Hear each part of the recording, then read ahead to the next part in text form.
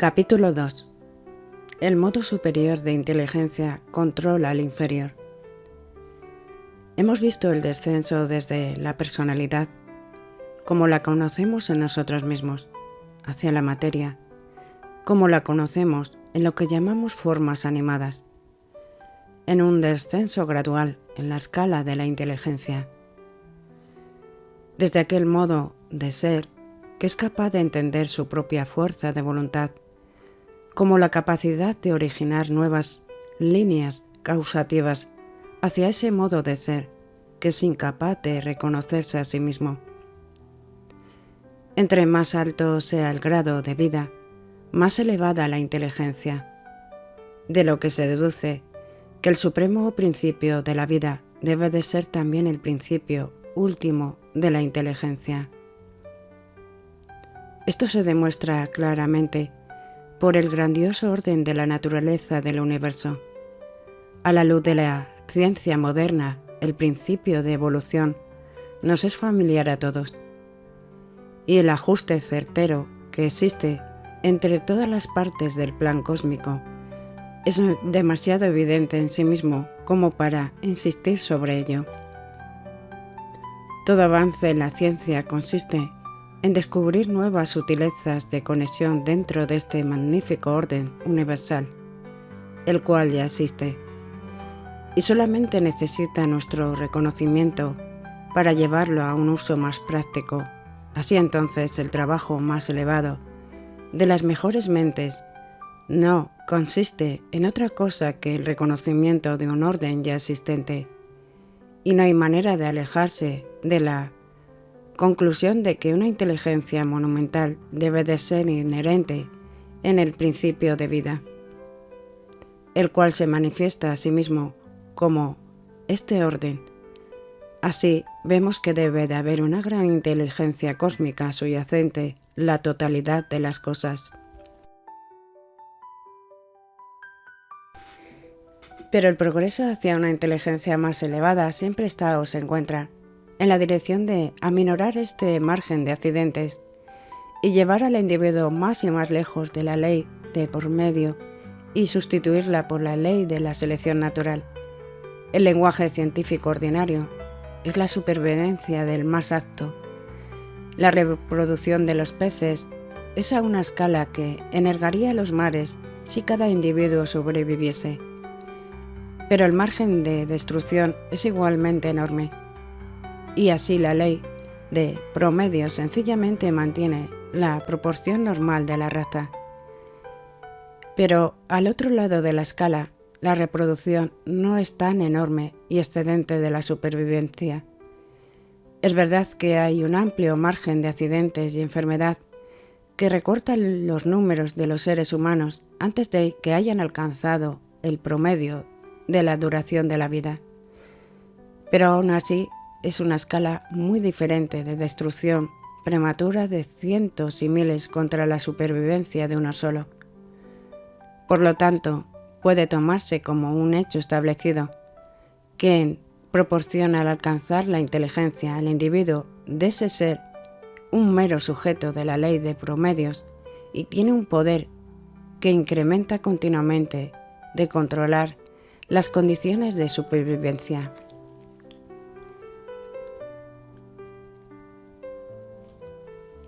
Veamos por lo tanto que hay una marcada diferencia entre la inteligencia cósmica y la inteligencia individual, y que el factor que diferencia a esta última es la primera, es la presencia de la voluntad individual.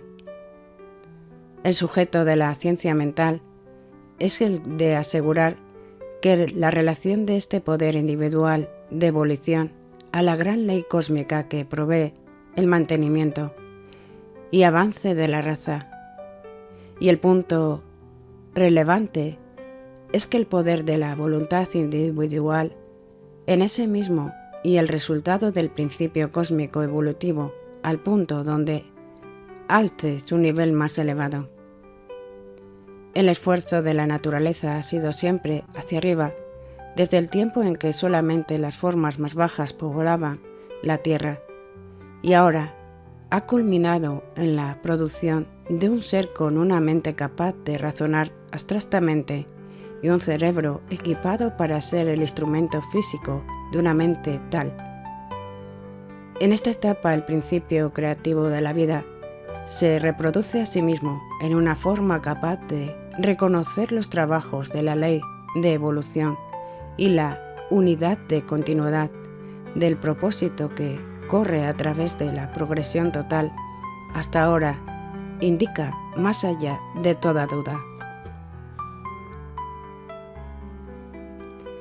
El ser capaz de reconocerse a sí mismo en el esquema universal debe de ser el de introducir la operación del factor de evolución inteligente individual, que hasta este punto había sido notorio por su ausencia.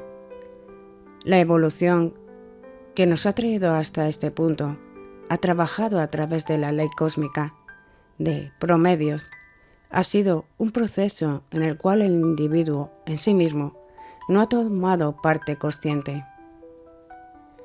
Pero dado que es lo que es y lleva la caravana de la procesión evolutiva, si el hombre ha evolucionar más allá solamente puede ser a través de la cooperación consciente con la ley que le ha llevado al punto donde puede comprender que tal ley existe. Su evolución en el futuro debe de ser su consciente participación en el trabajo, y esto solamente se podrá efectuar a través de su inteligencia y esfuerzo individual. Es un proceso de crecimiento inteligente.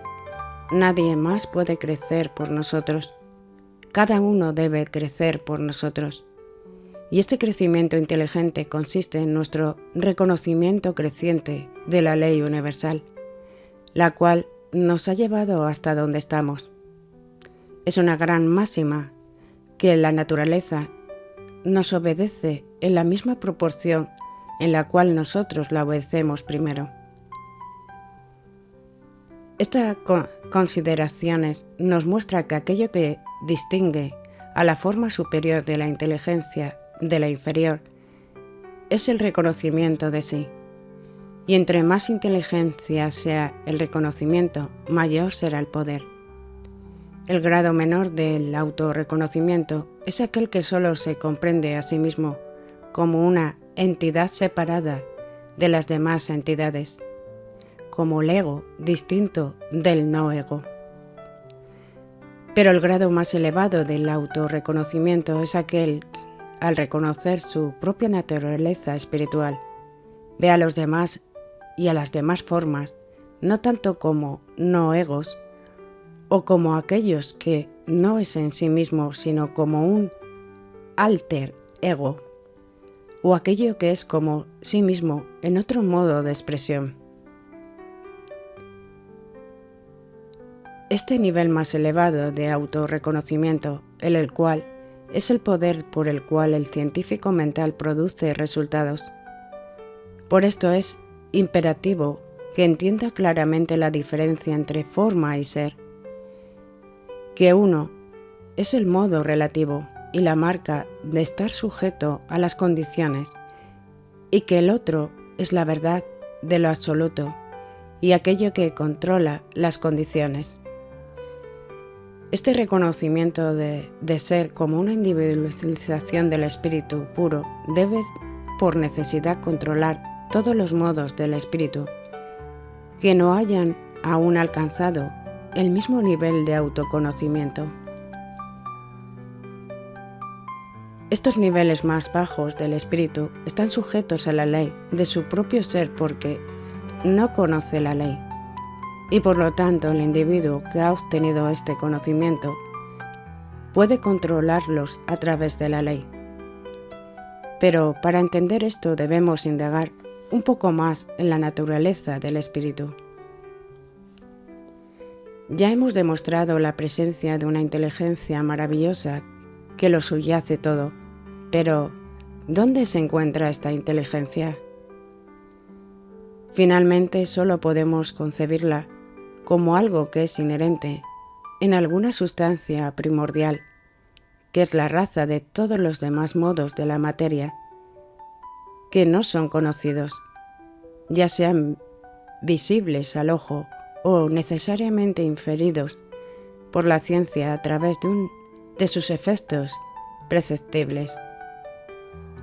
Es aquel poder que en todas las especies y en todos los individuos se convierte en lo que la especie o el individuo es.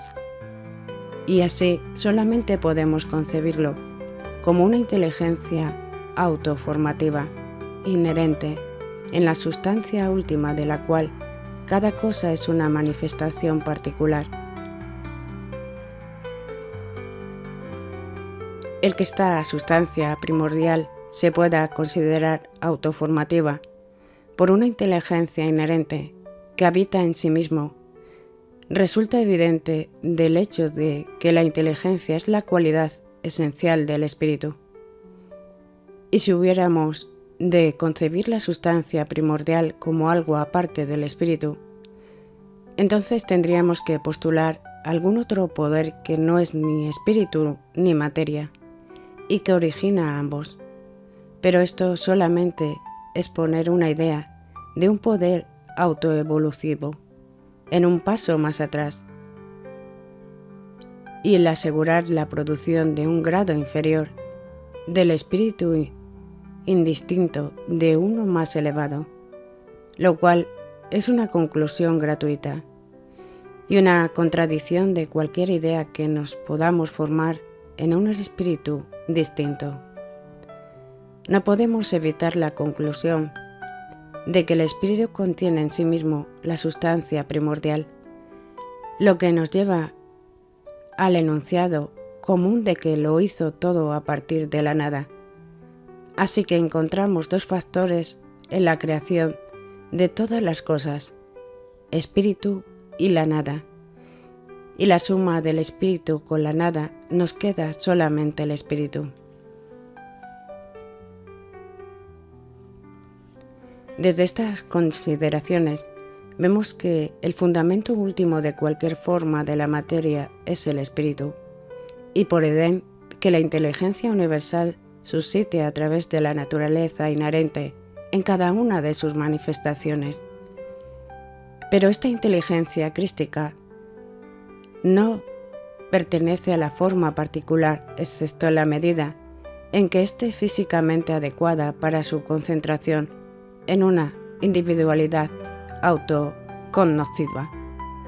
Pertenece escondida en esa sustancia primordial, de la cual la forma visible es una manifestación más amplia.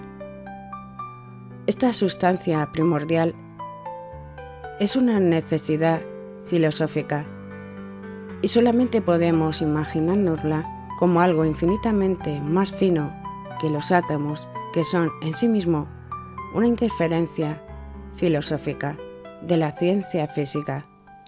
Aún, por carecer de una palabra mejor, podemos convenientemente hablar de una inteligencia primaria inherente en la sustancia misma de las cosas como inteligencia atómica. Este término puede, tal vez, estar sujeto a algunas objeciones, pero servirá a nuestro propósito para distinguir este modo de la inteligencia del espíritu de su opuesto, es decir, de la inteligencia individual. Esta distinción debe de anotarse cuidadosamente, porque es por la respuesta de la inteligencia atómica a la inteligencia individual. Por el poder del pensamiento puede producir resultados en el plano material, como en la cura de la enfermedad, a través de el tratamiento mental. La inteligencia se manifiesta a sí misma a través de su sensibilidad, y toda la acción de la mente cósmica al llevar el proceso evolutivo desde sus principios hasta su actual estado humano no es otra cosa que la continua respuesta inteligente a las demás en cada etapa en el proceso le ha hecho para ajustarse a sí misma en su entorno. Al haber reconocido la presencia de una inteligencia universal, en todo lo penetra y lo llena, también podemos reconocer la correspondiente sensibilidad que se encuentra escondida profundamente dentro de la naturaleza y que está dispuesta para encontrar y entrar en acción en cuanto la llamen. Todo tratamiento mental depende de esta sensibilidad del espíritu en sus grados inferiores hacia grados superiores de sí mismo.